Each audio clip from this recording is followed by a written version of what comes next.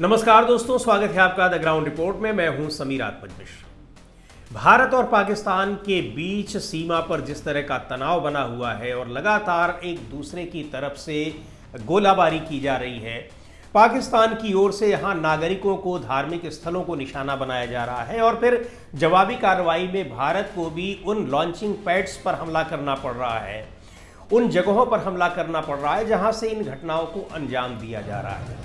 ये स्थिति बिल्कुल युद्ध जैसी स्थिति बनी हुई है। हालांकि आप मीडिया में आप देख रहे होंगे तमाम टीवी चैनल्स पर कि वार हो रहा है, युद्ध हो रहा है, और उस तरह की हेडिंग्स डालकर, उस तरह के थंबनेल बनाकर। लेकिन यहाँ ये बताना बहुत ज़रूरी होता है कि वार लाइक सिचुएशन, यानी वार जैसी स्थिति, युद्ध जैसी स्थिति और युद्ध में फ़र्क क्या होता है। दरअसल अभी तक जो स्थितियां हैं, भारत ने बिल्कुल स्पष्ट किया है, वो स्पष्ट संदेश लोगों तक पहुंचना भी चाहिए कि भारत ने पाकिस्तान की सेना, पाकिस्तान की लोगों या पाकिस्तान में रह रहे लोगों के खिलाफ कोई कार्रवाई नहीं की। भारत ने जो कार्रवाई की है, यानी ऑपरेशन सिंदूर जिसको नाम दिया गया है, वो कार्रवाई की गई है पाकिस्तान में स्थित उन आतंकी ठिकानों पर, उन आतंकी शिविरों पर जहां से आतंकी घटनाओं को अंजाम दिया जा रहा था। और उन्हीं घटनाओं के तहत पहलगाम की घटना को भी अंजाम दिया गया। पहलगाम में 22 अप्रैल को जो कुछ भी हुआ, तो भारत ने इस तरह के कई ठिकानों को चिन्हित कर रखा है और उन्हीं में से ऑपरेशन सिंदूर के पहले चरण में उन्होंने 9 ठिकानों को ध्वस्त किया। इसके अलावा कहीं कोई भारत की तरफ से किसी ऐसी जगह पर नहीं हमला किया गया जहां पर आम लोग हो या फिर कोई पाकिस्तान का सैन्य ठिकाना हो, चौकियां हो। लेकिन उसके बाद से पाकिस्तान की ओर से बॉर्डर पर, एलओसी पर लगातार कार्रवाई हो रही है। तो आप सब देख रहे हैं, हालांकि उसमें बड़ी भ्रामक खबरें भी आ रही हैं कि पाकिस्तान, भारत ने ये कर दिया, कुछ लोग बता रहे हैं कि इस्लामाबाद तक पहुंच गए। इस तरह की खबरों पर आपको भरोसा नहीं करना है। बहुत जिम्मेदारी के साथ एक बात हम और कह रहे हैं कि रक्षा मंत्रालय की ओर से बार बार ये सूचनाएं, अपडेट्स दिए जा रहे हैं और आपको उन्हीं पर भरोसा करना है। जो भी अपडेट है इस तनाव के बीच, इस संघर्ष के बीच, इस कॉन्फ्लिक्ट के बीच, उसकी अपडेट वहां से मिल रही है। खैर, यहाँ हम जो बताना चाह रहे हैं वो ये है कि ये युद्ध जैसी स्थिति होने के बावजूद इसको युद्ध नहीं कहा जाता है। दरअसल युद्ध क्या है कि युद्ध एक बहुत महत्वपूर्ण चीज़ है कि किसी देश के खिलाफ आप युद्ध छेड़ देते हैं जब उस देश की तरफ से अपने देश के लिए कोई बहुत बड़ा खतरा पैदा हो जाता है, और ये ऐलान करती है फिर सरकार करती है और वहाँ की पार्लियामेंट से उसको अनुमति लेनी होती है। हम भारत के संदर्भ में अगर बात करें तो भारत में भी यही इस प्रक्रिया का पालन किया जाता है और उसके लिए बाकायदा जब युद्ध की स्थिति का ऐलान किया जाएगा तो सूचना दी जाएगी दूसरे देश को जिसके खिलाफ हम युद्ध छेड़ रहे हैं। ये सारा दस्तावेजी काम होता है, डॉक्यूमेंटेड काम होता है।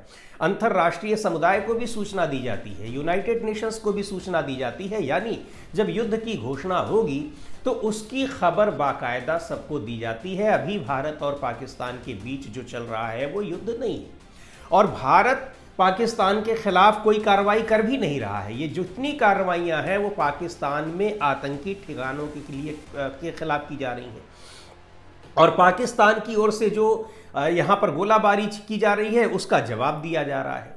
तो युद्ध में जब इसकी घोषणा होती है तो उसकी अनुमति ली जाती है संसद से। हालांकि आपको एक बात बता दें कि संविधान में युद्ध के लिए कोई प्रोसीजर नहीं बनाया गया है कि युद्ध के लिए क्या होगा, लेकिन युद्ध की स्थिति में पूरे देश को अलर्ट पर रखा जाता है। एक इमरजेंसी की स्थिति लागू हो जाती है।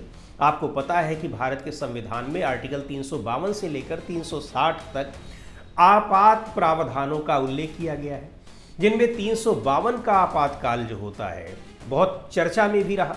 एक आपातकाल तो आप उसको हमेशा जानते हैं, हालांकि उसको गवर्नर रूल या प्रेसिडेंट रूल के नाम से जाना जाता है। आर्टिकल 356 मुख्य रूप से 352, 356 और 360 ये हमारे यहाँ 3 तरह के आपातकाल हैं। 352 में जब यहाँ पर एक लगे कि गृह युद्ध जैसी देश में स्थिति है या बाहर से कोई हमला होने वाला है, वही जहाँ पर जब युद्ध की घोषणा करने की बात होती है। और उसके अलावा किसी अशांति की वजह से, तो 1975 में आपको याद होगा जो इमरजेंसी लगाई गई थी इसी के तहत लगाई थी, 352 के तहत। कि आंतरिक अशांति, गृह युद्ध जैसी स्थिति उस समय की सरकार को दिखाई पड़ी।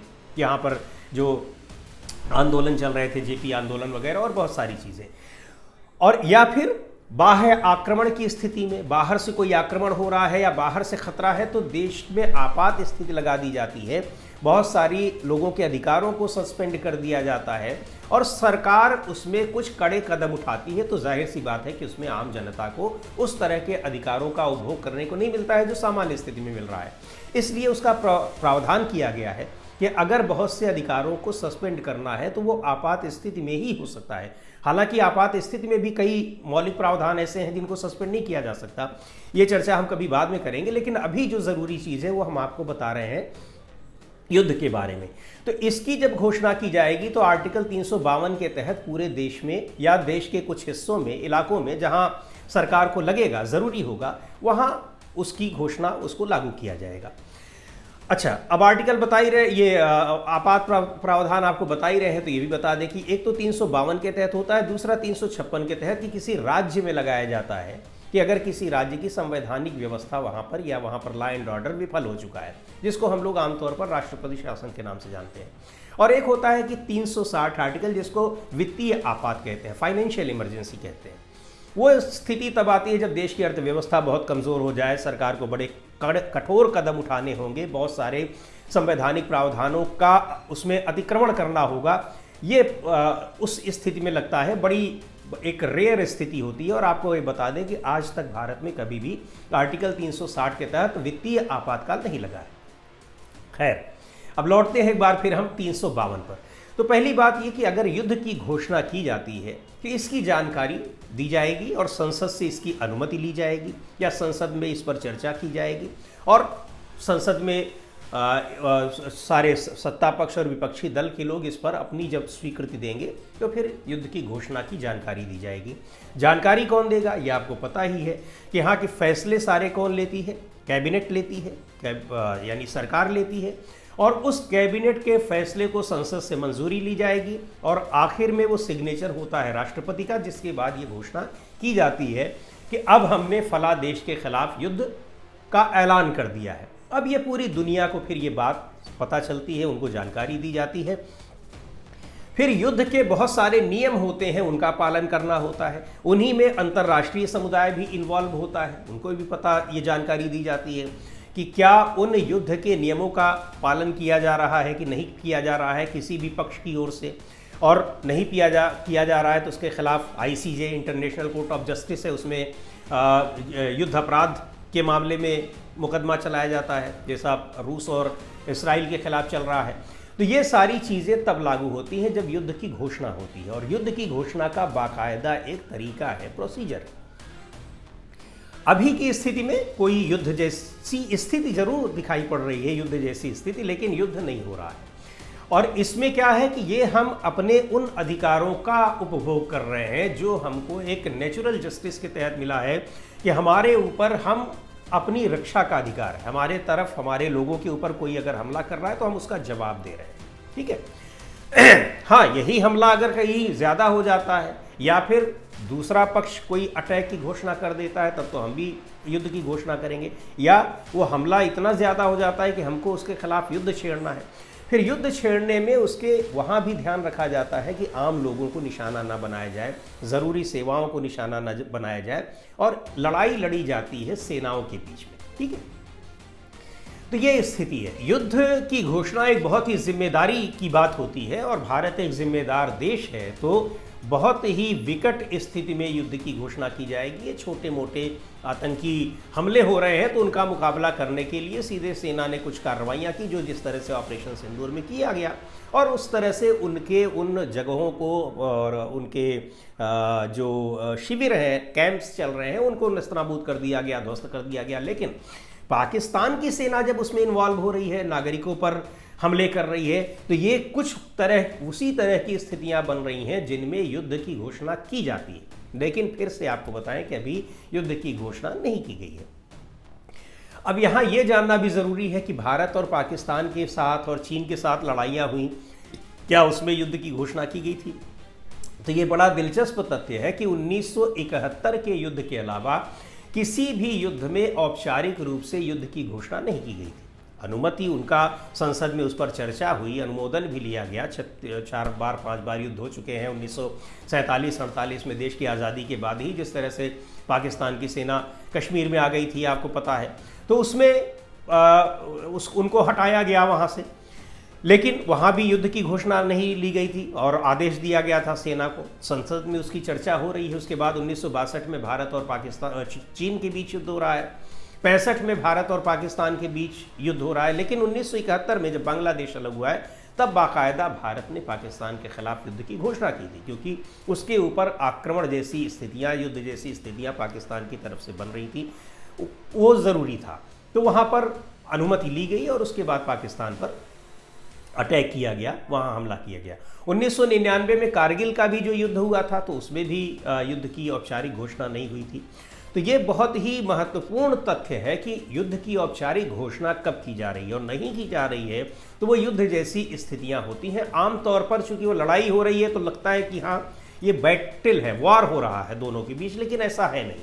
उसकी बाकायदा उसका एक तरीका होता है और वो एक महत्वपूर्ण दस्तावेजी काम होता है, जिसमें हालांकि जानकारी इन सब की भी लोगों को दी जाती है और ये वजह बताई जाती है कि हमने अटैक किया, काउंटर अटैक किया, लेकिन वो युद्ध वाली बात जो होती है उसमें फिर पूरे देश की एक तरह से अनुमति ली जाती है।